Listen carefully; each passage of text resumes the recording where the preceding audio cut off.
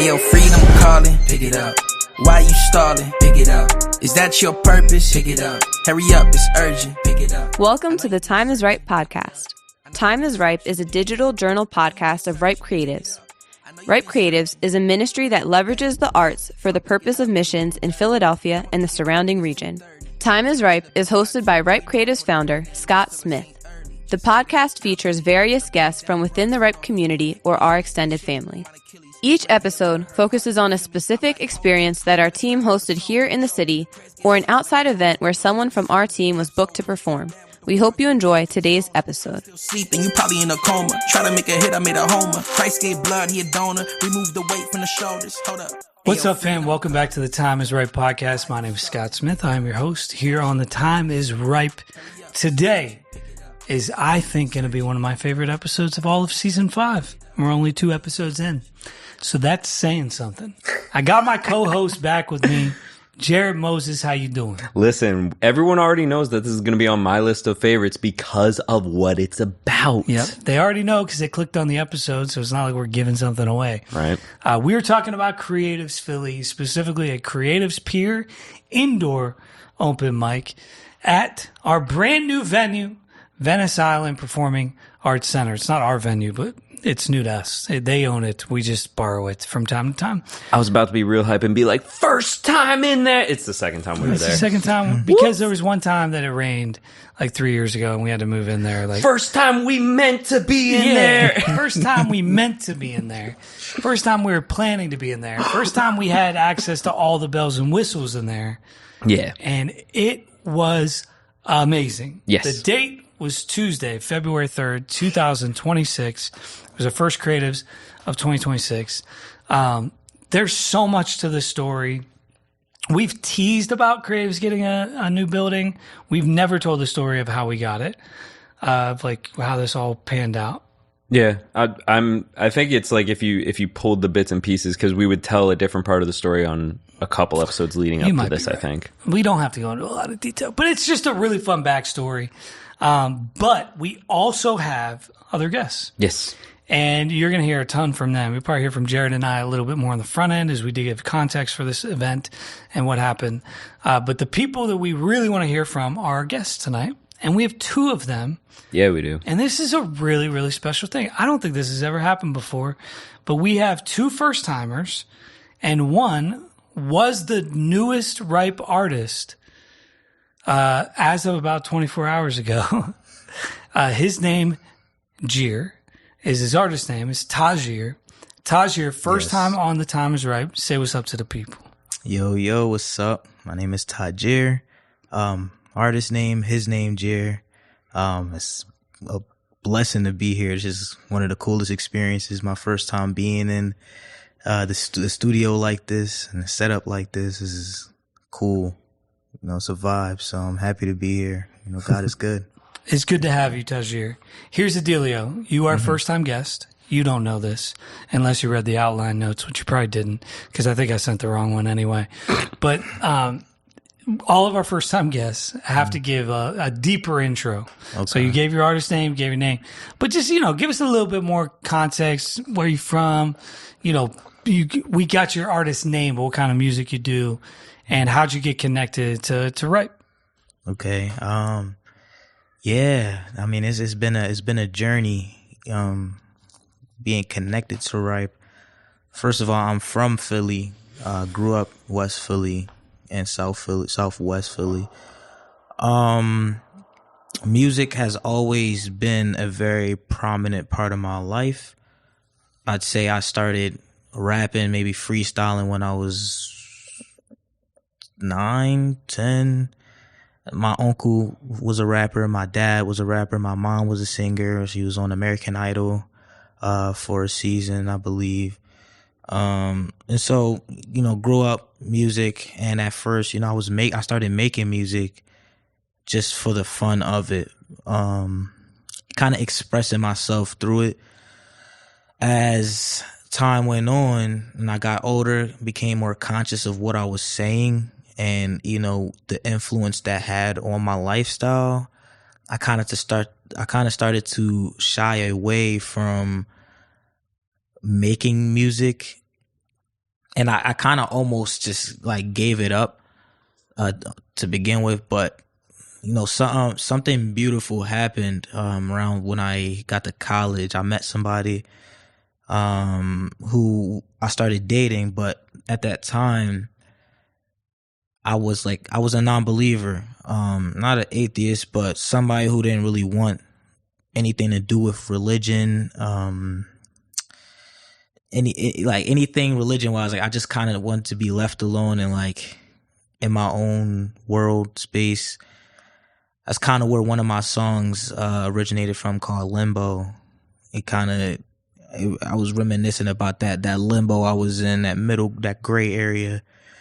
But yeah, I started dating her, and she was very adamant about her faith, and it's something that kind of grew on me, and I started to learn from it. And then you know, we had this disagreement, or I guess we had an argument, and you know, she pointed out, like, if you can't believe the same God I believe in, or if we can't be equally yoked in this way, like we're gonna have to break up. And so at first I started going to church and really kind of locking in with that because of that. But then eventually, but then eventually I started seeing it for what it was. And it, like I said, it started to grow on me, and I started to gain a faith I never knew I had. And with that came the love for music, like to make music or to express myself in that way came back, but then for a different reason. It came back to honor what I started to feel in that faith. And so I just kind of, and then, you know, of course she encouraged it. She was like, yes, like, you know, you're really good at making music. Why not do it for the Lord? And I sat on that for a good month or so, like, Cause at first I'm like, man, you know, Christian rap is just corny. Like, what is, nah, like, come on, bro. Like that's, but then I had to sit on it. I had to pray.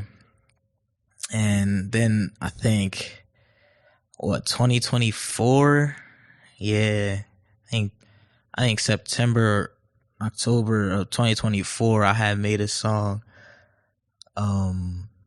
called My God. And then just from there, I took it and ran with it. I started making music. Like, it started coming easily to me. I'll have my little earbuds in on BandLab, just finding beats and really just expressing myself in that way that still honors God. And, you know, that's how I kind of segued into Christian rap, Christian hip hop, and then I started listening to people. I started cutting things out of my playlists. I started really doubling down on what I'm ingesting, like what I'm hearing, what I'm seeing. And it started to unfold before me, something beautiful. So, and then also, you know, kind of an explanation of my artist name. Jirr is kind of just Jirr. My name is Tahjir, so Jirr is the second half of my name, but it's kind of signifying like a new me and who I am, this identity in Christ. Like, who am I? His name is Jirr. You know what I'm saying? His name, Jirr. Like, this is who I am. I struggle a lot with like feeling like I didn't fit in. And so to make my artist name, his name, Jirr, it kind of puts a confidence, like it kind of puts a emphasis on who I am and who I'm doing this for. So his name, Jarrett, you know, I'm making music for the Lord, and it's kind of a little backstory about me, how I came to faith, you know, and how I started, or why I started doing this for the Lord. So yeah, no, it's beautiful. I've heard pieces of your story from other people, but it's really fun to hear it from your own voice in like one succinct way. Always better from the source. Yeah, it's just super encouraging. And we got connected through Creatives Philly. You came to Creatives Philly open mics through that girl that you were dating. We know her. We're not going to say her name of this podcast, but we love you. You know who you are. Yes. And I've known her since she was quite young. So a really, really sweet girl. And that was kind of how we got connected. I think you actually came to one of the festivals at Carson Simpson one year. Yes, which I have a crazy thing. The first time we ever went to the festival, it was on that farm.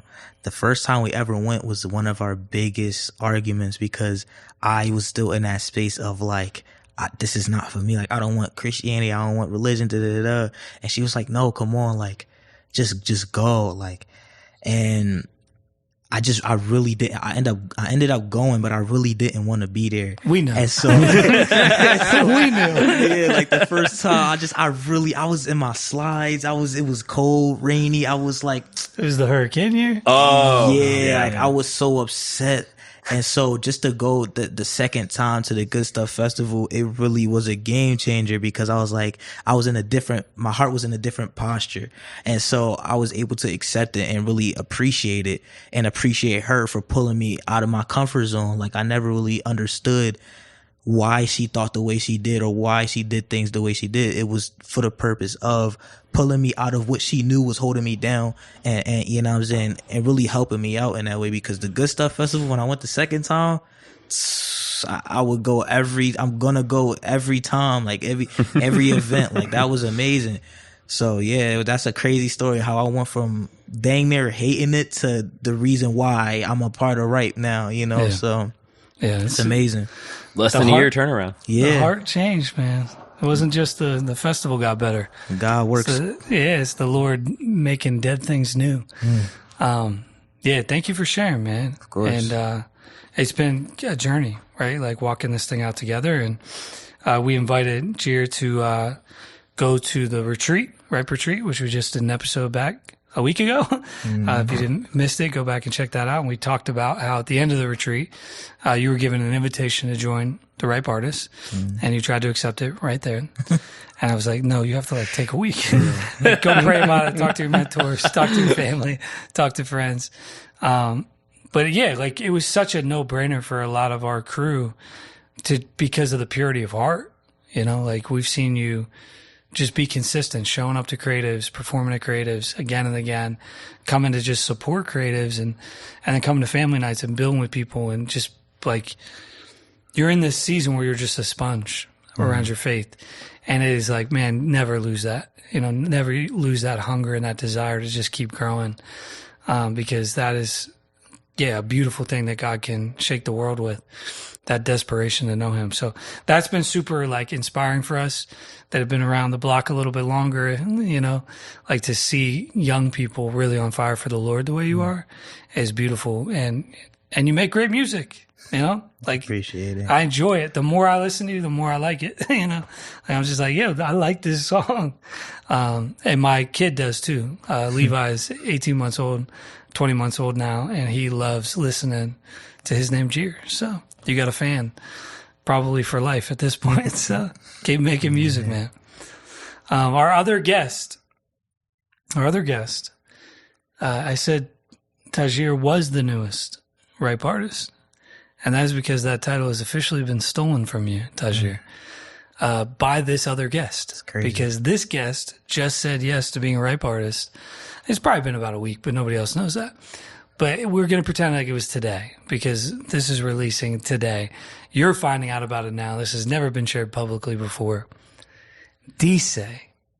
Yes. Is here on the podcast. That's awesome. Awesome to be here. Grateful to be here, man. It's a vibe. It's definitely a vibe. Like 25 minutes into this podcast, you're just getting that introduced right now. Yeah. Dise, thank you for being here. This episode is going to focus a lot on Dise, because he was the feature of Creatives on Tuesday, February 3rd. And we can talk about the backstory of that and why we picked Dise, why we asked Dise to do it, why he said yes, all that stuff. But yeah, Dise was also invited to be a RIPE artist from the RIPE retreat. And then you took a little bit longer to say yes, but you decided to say yes. Yeah. And now these are the two newest RIPE artists in our collective across all genres. You guys joined basically around the same time. And I think you're intrinsically linked in that regard, but so different sonically, like so different in terms of your genre of choice and how you manipulate what you want to sound like and all that kind of stuff. But I'm really excited for this like new chapter with new artists within RIPE. And you two are like leading the charge as the newbies coming in. So I'm super honored to enjoy this podcast conversation together. Dise, like Tahjir, you need to give an intro. Yeah. And you can go into as much detail as Tahjir. You can go into more, you can go into less. It's up to you. It's your story. do whatever you want. Yeah, man. I'm gonna just give you I'm gonna start from the very beginning. My name is Dise. I used to go by Dise Music, but then Scott was like, Dise, why do you go by Dise Music? You just go by Dise. And I was like, okay, cool. So, so yeah, my name is Dise. Yes, that is my government name. So many people ask me that. Like, is Dise short for something? It's like, no, Dise is not short for anything. It's my God-given name. So the journey of where everything started. So I remember I was in the fourth grade. And I hear over the loudspeaker, Dise, Dise, Nama, whatever, come to the auditorium. And like all the kids are like, ooh, Dise's in trouble. So then I go to the auditorium and I meet Mr. Lendemere, and he was my first music teacher. And Mr. Lendemere is like, hey, Dise, like we're getting kids who do pretty well in school. And we want to know if, you want to learn how to play an instrument. We've been seeing your grades. You've been doing pretty well. So we think it would be a really cool extracurricular for you. And I said, yeah. And he was like, okay. He had a clarinet and he had a violin. He was like, which one do you want? And I was like, the clarinet, because my sister played violin and I thought that was corny. So, so I was like, yeah, give me the clarinet one. I want to play that. And after that, ever since that first day when I was playing the clarinet, I was already like starting to try to play songs and stuff like that. And without him teaching me nothing, like from the first time I picked up an instrument, I was able to do something. So from then on, I ended up playing clarinet for like 4 years. Then from clarinet, he threw me like the saxophone. I played saxophone 1 year. And then music has just been like this thing that's just been following me like my whole life, like for whatever reason. But I do definitely think that it's like kind of God ordained. You know how like God has like this way of kind of like guiding your life in like his plan and purpose. So that happened, went to high school, and I met my next music teacher, whose name was Mr. Franchetti. Definitely grateful to him. And Mr. Franchetti was a student of my first music teacher. So it's kind of like this grandfathering like effect of like lineage of like music teachers. And he introduced me to jazz. And that's when I got into playing like saxophone and stuff like that. And it kept growing and growing. And then I remember one time we had this recital or whatever, and our flute player like quit like I think a month before the recital or whatever. And he was like, hey, Dise, like Mr. Franchetti was an Italian and he was a boxer, but he couldn't box anymore because it would mess up like his lips. He was a trumpet player. So it was either boxing or trumpet. And he decided on trumpet, but he was like one of those old school mob gangster type of dudes. He's like, hey, Dise, you're gonna learn how to play the flute, and you're gonna be good. And I was like, okay. I was like, how long do I have? You have a month. Get to it. And I was like, okay. So then began to pick up flute, and it really wasn't until college where I started to branch out into like Christian music, because I grew up a Christian. My father is a pastor, my mom's a pastor. But the biggest problem with growing up Christian, and the biggest problem that I see growing up in a Christian household, is that you're spoon-fed God as opposed to tasting and seeing for yourself that the Lord is good. So it was like a little bit of a season of trying to figure out what my relationship with God looked like for me outside of that, growing up. And it's important, to have that in the home, but it's really important for your kids to understand who God is for themselves, and not like through mandatory Saturday Bible study and Wednesday night Bible study and then rehearsal on Friday. And sounds like some personal trauma. Yeah, but yeah, so all like those events combined kind of led me to like where I am now, you know what I mean? And like throughout like those series of events, and like, I thoroughly believe that like the Lord put me on this earth to be a worshiper. You know what I mean? I'm still in the process of trying to figure out like what that specifically like looks like, but the way I think like my life has been ordered, and like the gifts that God has given me. You know what I mean? Like I think that I can't waste these things, and I don't want to. And like I was telling to me and Dahmer, I still can't pronounce his name. Damir. Yeah. Yeah. I was talking with him, and he's like, yeah, like I really like love like what you said. And what I said was like, I don't want to die. And God looks at me and he's like, hey, like, what did you do with all these talents that I gave you? What did you do with all these gifts that I gave you? All these songs I put in your heart. And I'm like, oh, well, you know, I learned how to code and make reports in Excel and do, which I know how to do. But it's like, how like disappointing it would be, because God is our parent. You know what I mean? Like God is our little father, you know, and to like disappoint, it feels some type of way to disappoint my earthly father. You know what I'm saying? And like, imagine how more immense it would be to disappoint like your heavenly father, you know? So that's kind of how I, interpret it, you know, and with the jazz I have, with the soul that I have, with the hip hop, the R&B, with the whatever, everything that I have, I'm gonna praise the Lord. So that's kind of my, that's your mission statement. Yeah, the mission statement and the journey. So if you don't know how I got into music, now you know.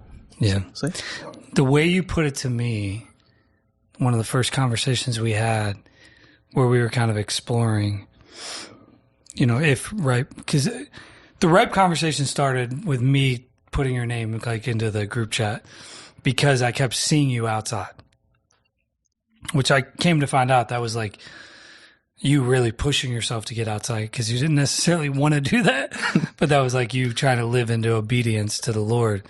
But I was like, man, Dise's at like every Christian open mic event in the tri-state, like events that I'm performing on, events that I'm going to, like Dise's always there. Like he's everywhere. He's outside. And it reminded me of Greg Snow like 4 or 5 years ago where he was just at the places I was already going. And, you know, the conversation about Ripe Poetry with Greg and everything else is history there. Like he basically started. But I kept sensing like, as Ripe matures, the people in Ripe mature, capacities are limited. Certain people are like, music goes from a top priority to a mid priority to a low priority and then shifts back and forth over time. Especially as big life changes happen, like new jobs or getting married or having kids, starting churches, being a part of a church plant. You know, like when those decisions are made, music can shift. And I think we've seen that shift happen within Ripe for a lot of the artists. And so to see somebody like not in Ripe being really active and pursuing their artistry the way you were, I was like, this is compelling to me. I don't know what his story is, but I think we should start inviting him out to family nights. And you said something to me in one of our first conversations where we were talking deeply about your art. You said, I want to die empty, in the sense that every song that God's given me, I've released, like I've put out into the world. Whatever happens with it, I don't care. Okay. How many followers I get, how many listeners I don't care. But if God gave me a song, I want to give it to the world, because he didn't give it to me for it to just sit in my heart or sit in my mind or sit on a laptop or sit on a studio file. Like I want to get these works out to the world. And I was just like, I am moved by that. As somebody that has probably 1,000 poems on my, you know, phone that I never finished, right? But just, and I don't necessarily think they were meant to be finished. I think I finished the ones I'm supposed to finish, and that's my catalog. But I'm really moved by that sentiment. And as somebody who wants to serve artists, like, you got me, you know? Like, I'm like, how do I help? How do we serve Dise to this end? So that was kind of what started things. And then you coming out to Creatives, similar to Tahjir, you came to a Creatives last summer and you performed like right before John Bold's, if I remember correctly. Yeah. And it was a mix up because you were supposed to go a couple people before that. You ended up going last because Mike like messed something up. Shout out to Mike Weatherby. And it was like this moment where you into John Bold's was just like so seamless and such a way to like end the night that me and Jarrett almost immediately started talking about you as a feature for 2026. Yeah. Like that week, We were like, man, I think we need to get Dise next year. And we had already been focused on Creatives Philly features. Let's go local. Like, let's stop doing this. Like, who can we get? Who can we bring in? Who would be like a name recognition type of artist? It was like, no, who can we serve? Right? Like, I think Maya Simone, John Bold, Shauna Hope, the people in our community, like, those are better examples of what Creatives is really for. And we've had this conversation all last season, so we don't need to repeat it. But in a continuation of that, going to Venice Island. We're showing that we did it. We didn't just talk about it. Yeah, we continued. Let's get Dise. When I asked you to be the feature for February Creatives, like, what were you thinking with that ask, and why did you say yes? I mean, it's the same mission. You know what I mean? Like, I don't want to. It was an opportunity for me to share what I have and the message that God has given me through the experiences in my life. That's why I said yes. Cause like I try to be, with the stuff that I make, I try to be a perfectionist, and I'm in the process of like letting all that go, because at the end of the day, like, if you put something out, no one's going to hear that you didn't shelve 200 hertz or whatever, or you didn't compress this or didn't compress that, or no one's going to hear like all these little things that you hear. No one's going to pay attention to that. Oh, this song is trash because, you know, the snares and side chains, whatever. Like, no one cares about that. You know, like, they Crank That Soulja Boy is a perfect example. It's the worst mixed song of all time.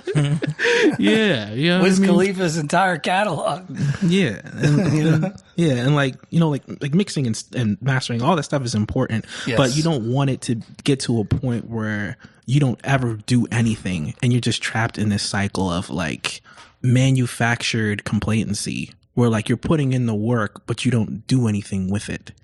You know, so I saw it as an opportunity of like, yo, like, let me really take this and do something with it, as opposed to just letting it fester, because you never know who's listening. And I'll go into this really, really quick story. I remember I was in Temple University, and I was in this poetry collective called Babel, and they never ever let me do spoken word. And they were like, hey, Dise, we're going to let you do spoken word this one time because we need you as a musician. I was always doing music stuff. They never let me do spoken word. So I did this poem about my little brother. And my little brother is healing from special needs, because I'm believing God, he's going to heal him. But my little brother's healing from special needs, and he doesn't exactly understand what, like, this conversation here, like his comprehension, like he won't be able to understand and recall certain things. And the gist of the poem was, if my little brother could understand everything that I'm saying to him, what would I tell him? And it was, I'm trying to say this and not cry, but it was the most emotional poem that I ever did. And it was the hardest performance that I've ever done in my life. And, and I cried after the set, and I cried, and then I thought it was over with, you know? Everyone in the room was really moved, and they said I did a really good job, and then, you know, everything's cool. And then time went by and I forgot about it. And then a year went by, and I go to Temple's bookstore, and some random dude walks up to me. He's like, hey, like, are you Dise? And I'm like, yeah. Like, hey, man, what's going on? He's like, yeah, are you in Babel? And I was like, yeah. And he was like, yo, like, you did this poem about your brother, and I never forgot about it. It just moved me so much. And I hope that you continue to share, like, your gift. And it doesn't matter if one person is watching, a bajillion people is watching, whoever is watching, like, you never know who's listening. And it's just important to share the things that you have and God has given you, because you never know who's going to impact, whether it's one person or a bajillion people. So yeah, I just wanted to share that. Oh, thank you. I mean, it's a narrative answer to the question of why did you say yes, right? Yeah. Like, it's a perfect example because you've had moments with the Lord where you've like ran from opportunities. I mean, I was yelling at you on the circuit a little bit because I would see you out at like open heart poetry and your name was not on the list. Yeah. And I was like, what are you freaking doing? And I think I yelled at you one night and I was just like, look, like, we don't know how much time we have on this earth. Mm-hmm. Right. And I was like, for me, in my old age, as a dilapidated poet, if I'm going to go outside, I'm going to perform at this stage. Right. Because like, I have good things to share with the world. I'm not just going to sit in the background whenever I have something to offer. And I was saying it to you, like, I get the like humility and meekness of I'm just going to sit in the background. But Dise, you don't know how much time you have left. Yeah. And you got stories to tell and messages to share, music to give away to people. Like, you shouldn't be at an open mic night and not perform. Like, that's crazy. Like, you are robbing everybody in that room because you're absolutely phenomenal. Like, I hope this isn't a secret to people, but we only feature really good artists at Creatives, you know? Like, we don't just feature scrubs. So, Dise, like, you're phenomenal. You're an amazing, amazing artist. It was a no-brainer for us to ask you to do it. We're glad you said yes, but I just hope this is like yes and amen to more and more and more of that mentality of like, yo, let me do the best I have with what I have. And Taj, I hope you're hearing this for yourself too, because all this stuff is like flowing in your direction as well. Let's get into the actual night of the event. I was going to say that was the episode. Great job, guys. I mean, I don't think we're going to spend too much time on the open mic itself, but I do want to I just want to say this because it's important for me to canonize this in case the next 5 creatives this year are not this way. I need to be reminded of God's faithfulness, right? Like, this was an unbelievable creatives top to bottom. Yes. The big issue with moving to Venice Island is that it's really big. Yep. Yeah. It is entirely too big for what we do. It seats 250 people. We've never had more than 100 people at an open mic, pretty much. Like 110, 120. I think before the pandemic was like our peak. And maybe 130, something like that. But like not that big of an event. It's a Tuesday night. And so we actually, in 2025, we went to Bedrock. 2024, we started making that move there because it was a smaller venue to intentionally go to a smaller room. And then we moved to Venice freaking Island, which is like a 250 person cap theater. Like, it's a big room and it feels big. It does. Like, it feels bigger than even just 250 because of the high vaulted ceilings and, you know, the beautiful ornate like wood paneling and stuff everywhere. Like, and the seats stretch upwards. It's set up like we talk about how outside we chose it because of amphitheater styling, but the inside is truly amphitheater set up because of their goal. They do plenty of musical acts, but they're set up to be a theater. Yep. Like, you're going to see a play. Yep. So to move into this space was a gigantic risk from the standpoint of like, this could go really bad. And God was very faithful. And there's a lot to this. Like, shout out to the Block Church, shout out to City Light, shout out to Epic. Like, the churches of Manayunk like pushed this to their people like crazy. Some Manayunk folks came. Old people who've been to Creatives a bunch came out. But we ended up having the biggest crowd that we've had at an open mic since the pandemic, for sure. Maybe even beforehand. We had like about 115-ish, 120-ish people in the room. We had 90 people actually purchase a ticket, which is the most tickets we've sold an open mic in at least 6 years, 5 years, or whatever it's been since the pandemic. So that was really helpful because we usually lose a lot of money on our open mic events. We lost a little bit of money on our open mic event, which is way better than losing a lot of money. So that was nice. The live band killed it. DJ and G killed it. Jarrett, you killed it. I was there with you in mid-January. I heard what the sound system sounded like before you got your hands on it, and it sounded horrific to the point where I was like, are you sure that this can work? That's why I asked him. I literally like... He did. As soon as we walked outside. I was like, are you sure you can make this work? Because to me, that sounds like trash. And he's like, no, like they just need EQ'd. Like, I think I can figure this out. I'm pretty sure I can make it sound good. And I did not believe him. He did not. It was funny. The amount of times he was like, all right, we're going in. Do you want to take some speakers? Do you want to take some stuff in just in case? I was like, nah, let's give it a try. Because we did a preset like day where I could familiarize myself with their setup. We took the subs over. Yeah, we dropped off the subwoofers as well. Yep, that was the main reason we were going. And I was able to sit. I spent like around an hour just messing around, and Kelly was there with me showing me the ins and outs of how they do their setup so that I could kind of make the actual day of a lot smoother for us, because I like to be prepared. I don't like walking into a gig and not knowing what I'm doing. Even just spending time on the board, because it's a board I've used, but I haven't spent a ton of time on it. But just the technical side, I was very happy to have a prep day, essentially. I could not believe that. I'm telling you, if anybody had heard it 3 weeks earlier, you would not believe it's the same room. And that was just off of playing tracks over those speakers. It sounded so bad. Like everything was so muddy and muffled. And he went in and just changed like all the EQs of all the speakers and brought it together to make it sound the way that it, I was just like, what the freak?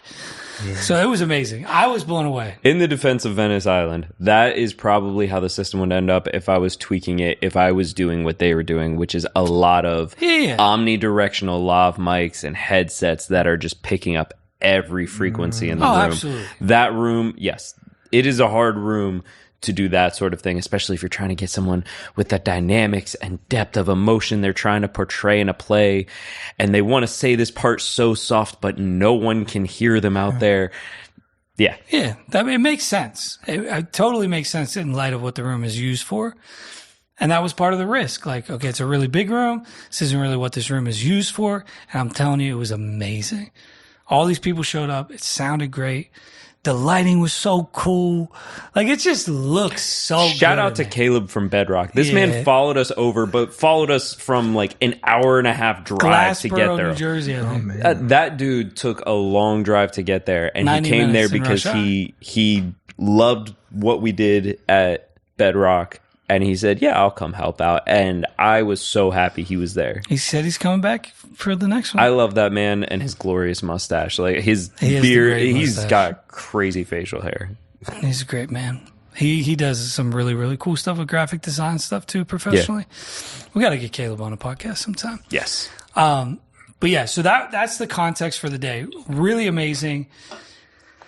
And the open mic list was amazing. Like, everybody did great. I just want to quickly shout out Mike Weatherby.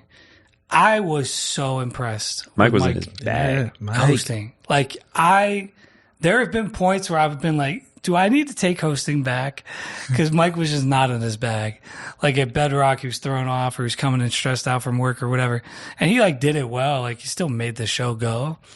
But I have a very high standard with hosting because I love it. I'm passionate about it. It's something I actually do within my ministry context with Ripe Creatives overall. Like, a lot of times conferences and festivals will book me to MC their stages, right? So I love doing that stuff. I take a lot of pride in it. I want it done well.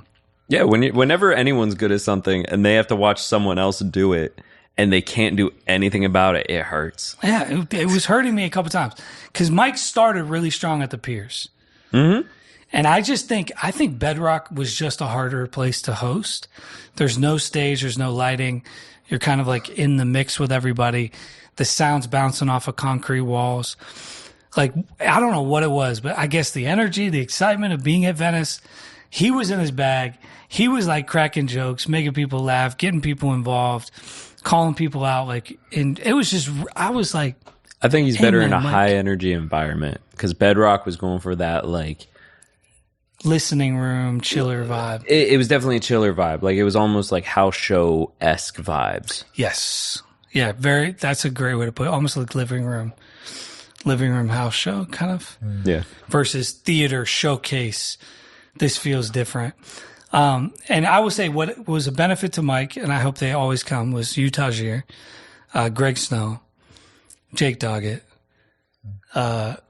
Abel, Craig Watson, O'Reilly Frazier. The like 6 of y'all were in the front, just going ham. the entire night. And I'm telling you, Yeah. that is so important to how the rest of the night went. It makes a huge difference. Massive. Yeah. The rest of the room either follows your lead, or being up front, any artist up front gets so hyped off of you, they can't see anyone else behind you.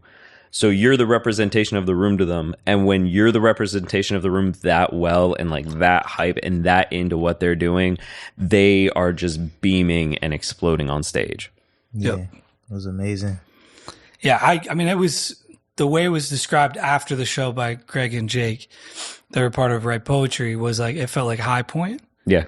It's the closest thing we've had to High Point, because High Point was our home base for years, which shut down sadly, and we've been bouncing around ever since to a bunch of different venues around the city. But I think that it's not about the physical space as much as it's that energy, that culture, and the 6 of you guys being up front made all the difference in the world. I think on season 2 we did an episode about Sergine's feature, and we talked about that same thing. Her friends, like from her church, showing up to her feature event. I think it was season 2. And how it like took 2 lines to a different level, and 2 lines became a different event because of that, because they saw what an engaged audience can do to the overall experience of an event. Yeah, I remember recording that one. That was a good one. It was cool I think that was probably one of the first times we had Sergine on. Yeah, I'm sure it probably was. It was her feature set. And like, that was back in Ride Free era, like all the way back then. Dang. Yeah. Yeah. Yeah. So anyway, the energy was amazing. Tahjir, thank you. Another part of the open mic list though, again, like we're not going to go through every act like we normally do on an open mic, because I mean, the focus is on you two anyway. But Tahjir, you got a chance to perform on this open mic. Your name was drawn from the lottery. We did not cheat. We did not pull somebody else's name and say your name. Your name was legitimately pulled. As a matter of fact, all but one name was pulled that night. Which I'm super proud of our team whenever we can do that kind of stuff, like where we can get to basically everybody who wanted to perform. But you were pulled in the second half of the night, and you were pulled second out of the hip hop basket. And so you were actually the last artist to perform before Dise. From your perspective, you've been to Venice Island Outside, you've been to Bedrock, you've been to other things that we've done. Like, this was your first time probably seeing the inside of Venice for a show. Yeah. Certainly one of ours. What was your vibe on that front? First of all, it was a great venue. I was there. I didn't even care if I didn't perform. I was just so hyped for the event, coming in there and seeing the venue. Like, I was so excited just to see the venue itself. So my name getting pulled out to perform was just kind of the icing on the cake. Like, it was just like, it was so, that night was so good. Like, I couldn't care any less if I did not perform at all, because it was just amazing. All of the performances were amazing. But definitely I get what y'all saying on the like the theater vibe. Like, it put more of an emphasis on who was on the stage. You kind of, like, the way it is, you have no choice but to look at and be engrossed in what's going on in that stage.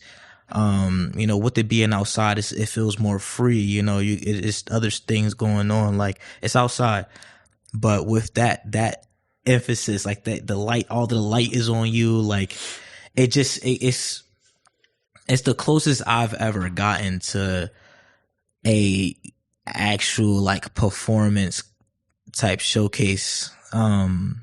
In terms of me performing, it honestly just felt amazing. Like you said, with the people up at the front row, just bringing that energy. Like, man, I was so happy, and just, it was the least amount of nervous I was, even with, like I said, even with it being that type of venue, it was the least amount of nervous I've been in performing an open mic for the Write Creatives. Like, it's just, it was different altogether. The energy was different. I felt more engaged as a person in the crowd. Like, it was, and Mike, he went ham. He snapped.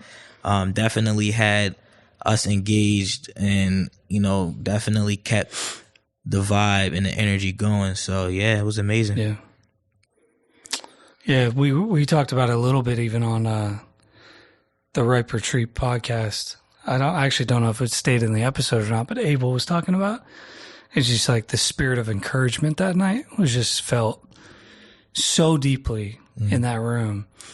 I mean, I wish we had time to like go through, but there were so many good like performances. Like I just want to shout out Joshua Hall real quick. Yeah.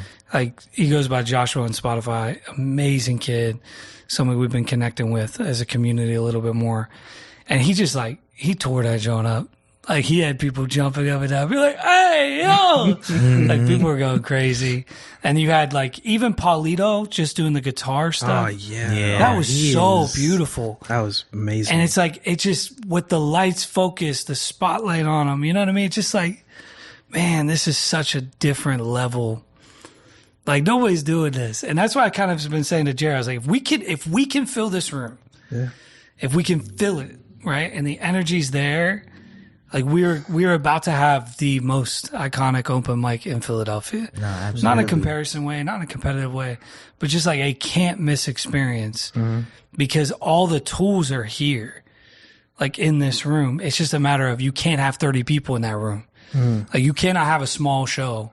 It's going to be painful. I feel like in a room that size. After that night, I was like, if the next one is there too, right? Or yeah. We're there the rest of the year. I'm about to say, there's no way this room is not gonna get filled. After how it felt, the energy that people brought, it's like there's no way this room is not good. It was so amazing. Like that was my favorite open mic event so far, and I've been to 4 or 5 of them, you know what I'm saying, within the past couple months. And it's just like, yo, there's no way I'm not putting everything I can into inviting everybody I know to the next one. Like there's no way I can allow people I know to miss this experience. So it was like, I have a feeling every show, every open mic after that is just going to be packed. Like I can feel it already. So yeah, it feels like it could snowball. Yeah, I think so. Yeah, I hope so. I mean, it's been a long time coming for Creatives Philly, man. We've been grinding our way. We've been putting in the work, I think it's just 70 events in. I think everything's been there, and it's just we hadn't been in the right space. We were in the right space for like where we were supposed to be in that time, in that season, and where God wanted us. But I think this place is just Manayunk is just the spot for this type of thing. It's right next to 95 or 76 and 95. It's a hub where a lot of creative people want to be, a lot of young creative people want to be. Jarrett, there's parking. There's and there's parking. Lord for parking. Parking is the game changer of everything. We have a loading dock. Infinite amount of parking. I never knew how much I cherished parking until I became a car owner and I wanted to go to events. It's actually amazing to be able to just drive into a parking spot and enjoy your night. Yeah, you know, and not have to worry about, oh my God, in 2 hours I got to move my car. I'm gonna get a ticket. Like, I get towed. You spend money on an Uber. It's more expensive than going out itself. Yeah, exactly. So, especially with the price of our tickets. It's true. Our tickets are a little low. We're trying to keep it cheap. It's practically free. It is practically free. Shout out to Creatives, man. It was amazing. Tahjir, you did great, man. It was cool. I can't wait to see you like.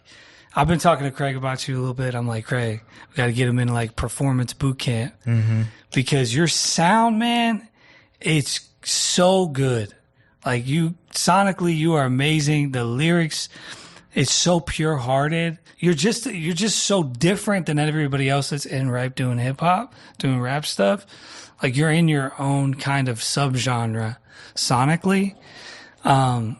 That like I can't wait for people to experience your music, and I'm sure a lot of that will happen digitally and online and all that kind of stuff. But man, when you figure out like how to tap into where you were that night and just go like up from there in terms of levels of like freedom in your performance, you're gonna be a bad man on stage. You know what I mean? Because your music already hits. Like you could just stand up there and let the track play and like people would still be rocking with it. But if you can learn the performance aspect of it and like really hone that in, I think the way like a Craig really has, You know, like No, Demir has Doc. Doc is an incredible live performer. Like, you have some people around you that you can pull on, that you could find little elements that fit your personality on stage.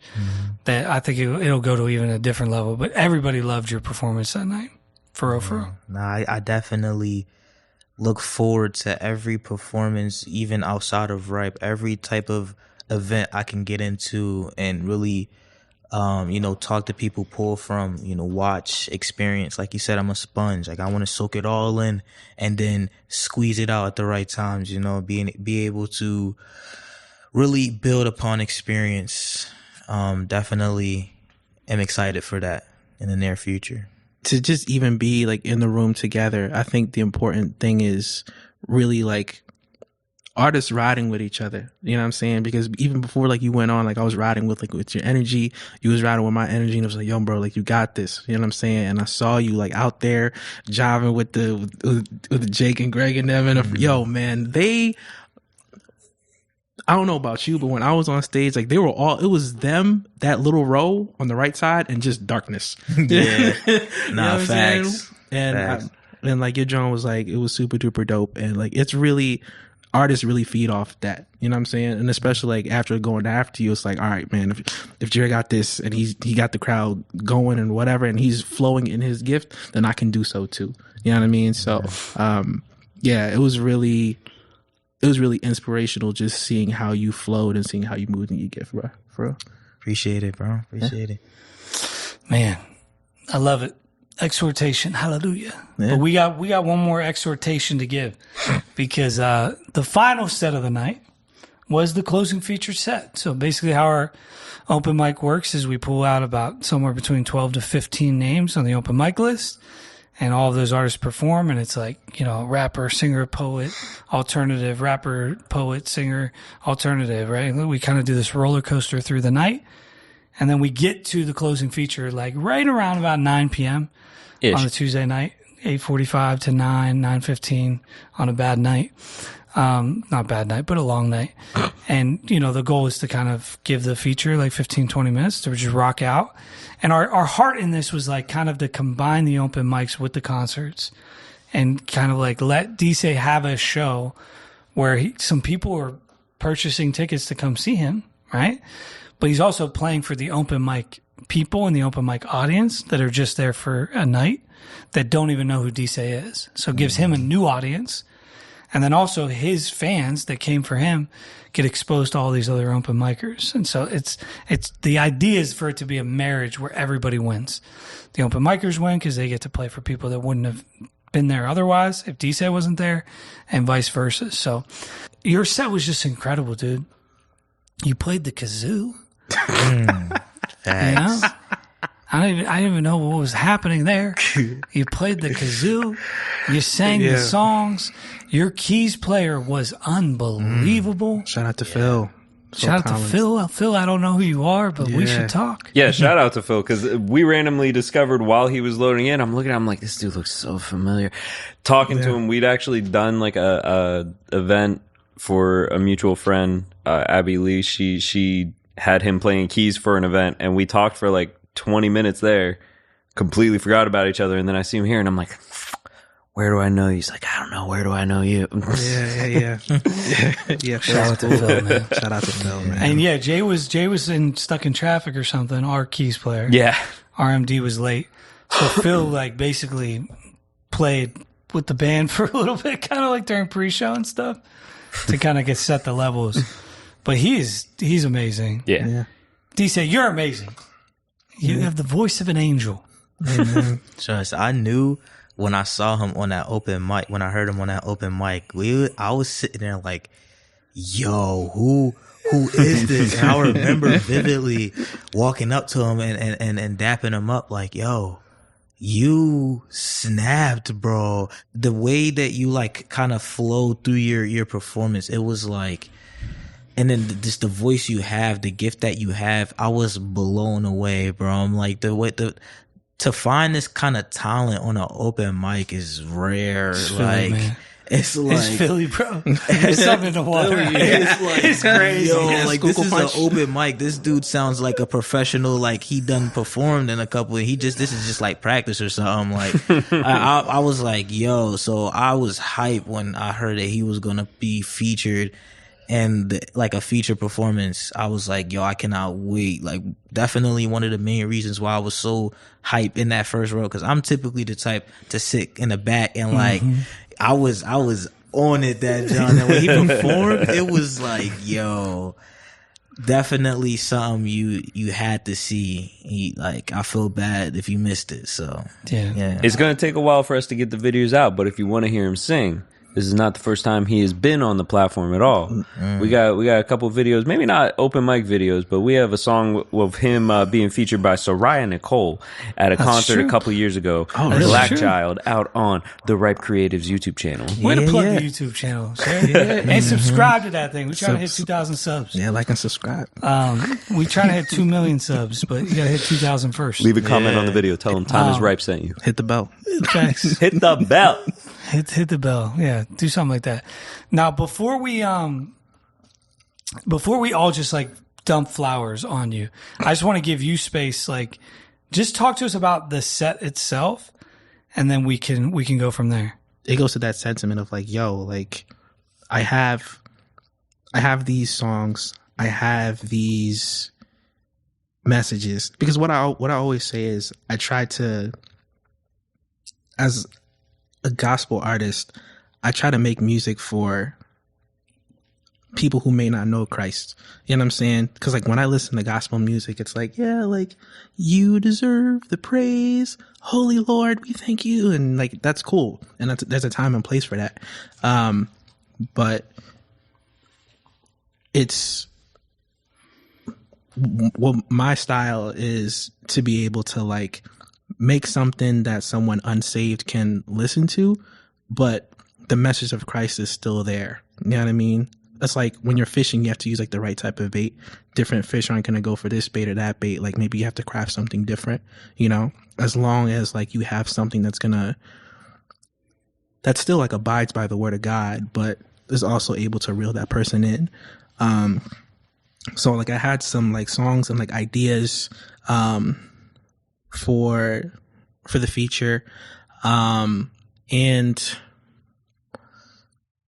my process is, as far as like storytelling, is like how I'm feeling. Like the first song that I did was like a jazz mashup of Autumn Leaves, but it's the blood of Jesus. You know what I'm saying? It's like Autumn Leaves, blood of Jesus. And you know, it tells like the story of like how like you're falling away, but like when you fall away, like you grow cold. You know what I mean? But even though you've grown cold, like you can still like come back, because that's how powerful that the blood of Jesus is. So like with the set, I tried to craft like a story. Each song in the set was like a different story that people can relate to, whether it's falling away from Jesus, whether it's people falling away from you because of Jesus, whether it's loving the way that God created you, or whether it's just like breaking down and being to a place where like the world is heavy on you and you just need to just go into his presence and he could just strip everything away. So I wanted to kind of communicate that, because the songs that I write are all things that I've been through. Like if you want a biography of my life, listen to my catalog. Like all of that's real stuff that's happened to me to some degree. So yeah, I think that kind of makes the stories a little bit more relatable, because it's like these are feelings and things that people actually go through. So yeah. So good, man. So good. Thank you for honoring the opportunity. Like John Bold's conversation last season, we just talked about this on Setting the Stage a couple episodes ago. Same with Maya, stewarding the opportunity means the world to us. 'Cause it's a labor of love. We could shut creatives down. Like we could, right? It's a lot of work. It's not a lot of resource. It's a lot of effort. We do it as a service, like to the Lord and to artists and creatives in Philly. The big thing is like, we don't want that taken advantage of, right? Like we want people who are going to feature, that are going to take full advantage of it. right? Like promotion, whatever. Like everybody can get better at that. We hope that we're part of their guinea pig process to learn how to promote themselves and their music better. But in the sense of like, don't treat this flippantly, like do not walk out on stage without a plan. Yes. You came like, you clearly put something together. They were like, this is my show. This is what I want to get across in my show. This is how I want people to feel during my set. This is what I want people to walk away with. You even came with like gift bags. That was funny. Yeah. You came with kazoos. You gave out kazoos to everybody in the audience. Gave out kazoos, man. And I just was like, that just meant the world to me, regardless of how many tickets we sold or didn't sell, how many resources we lost or made, whatever. What you did with the set was amazing. And I really just want to honor you for that. Because, thank you. As somebody puts these things on with Jarrett and a whole bunch of other people serving behind the scenes, thank you for taking it seriously. It meant a lot. Yeah, man. I mean, you have to, going back to the whole diet empty thing, if I'm doing the Lord's business, then you take your job seriously because, you get, money from that. But like if you're walking in your God-given gift, like why wouldn't you take that seriously? You know what I mean? And on the other side too, like not of like out of a fear thing, but like I would be terrified like if I was going to go on stage and like not have a plan. Like I'm a very, very like systematic person. You know what I mean? And like I kind of learned from like Soraya, because like Soraya, like, and shout out to Soraya, I learned a lot from her.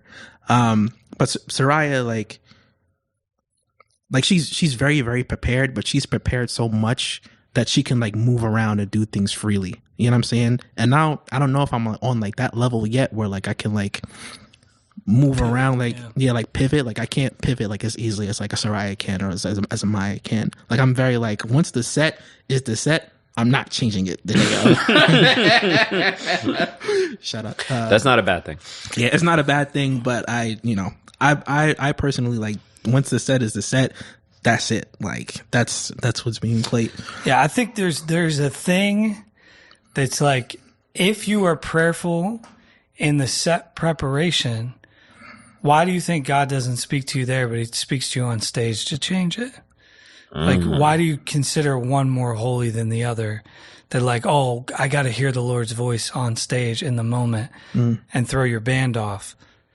Dog, you could have heard the Lord's voice yesterday. Yeah. You know what I mean? Like, and I mean that with no like shade at anybody who operates that way, but I'm just saying, like, if you spent time to hear the Lord's voice in preparation for the sermon, for the worship set, for the song choice, for the poem, whatever, then be confident in that decision. Now, if you're in a room and you start to sense something, listen to it. I'm not saying ignore that still small voice, but don't think that God can only speak to you when you show up at the venue without a plan. Definitely. That's just poor preparation, you know? So, like, did you spend time praying about this thing the way you would pray about a job interview, or the way you would pray about the girl you trying to take out on a date? Like, you know what I mean? Whatever, like, you care about. You say you would not go somewhere and not consult the Lord about those things.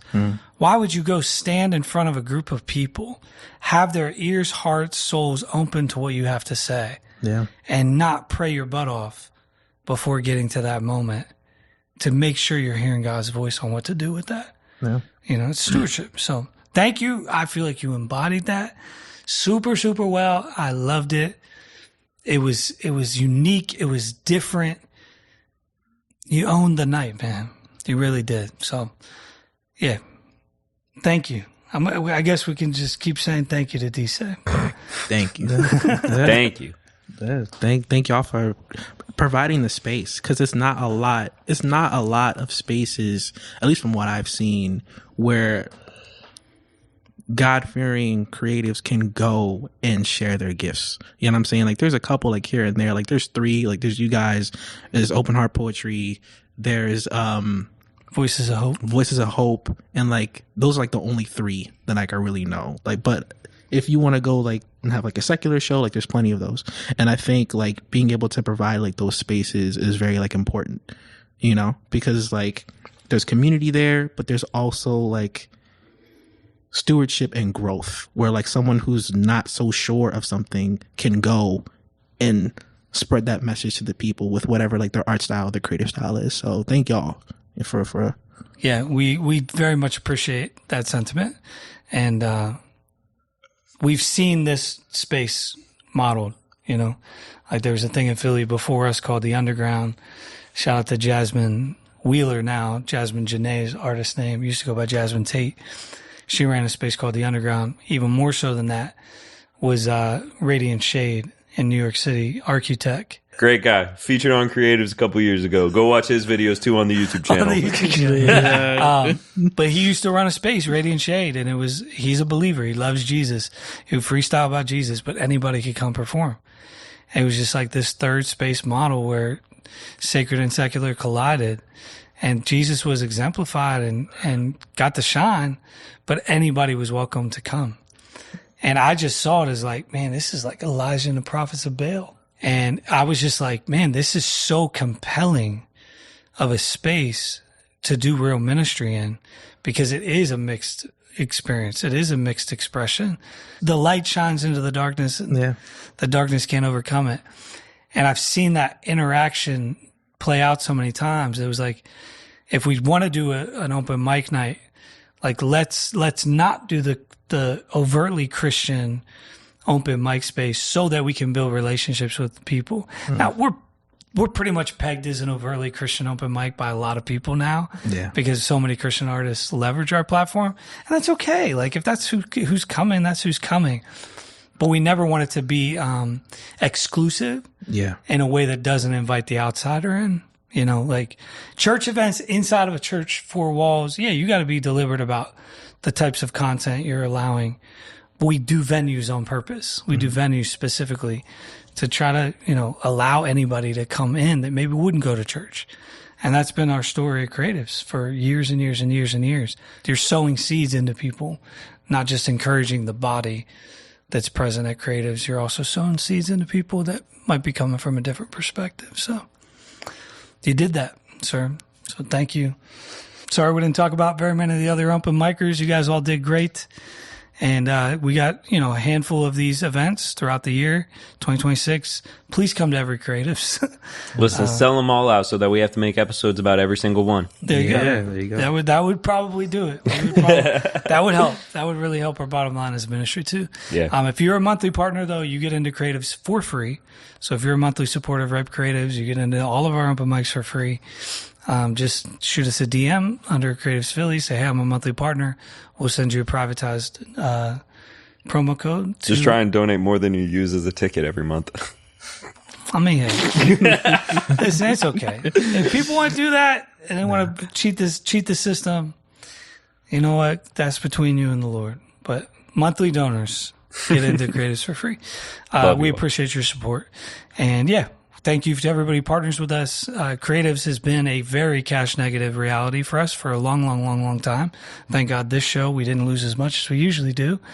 But that's pretty rare. And how we're able to do that is because of your support. Everybody who gives a donation, whether that's one time, whether that's once a month, once a year, once every 3 years, once a week, whatever you do, there's people at every varying degree that support what we do. Your support is like how we're able to talk about Creatives Philly. Creatives Philly cannot exist without your partnership. So thank you for supporting Ripe Creatives so we can do Creatives Philly and everything else we do. I think that's all we got to say. We've been here a minute. We hope you enjoyed today's episode. Tahjir, thank you. Dise, thank you. Yes. Jarrett, Thank you. always appreciate everything you do for this podcast. Until next time, y'all, stay right. Ayo, freedom calling, pick it up. Why you stalling? You can learn more about Ripe Creatives and support our ministry by visiting our website, ripecreatives.com. To never miss a future episode, you can join our community text line by texting Time is Ripe to 215-273-3540. Time is Ripe is produced, recorded, edited, and released by Top Mott Productions. We hope you enjoyed today's episode. I know you've been searching, pick it up. I know you've been searching.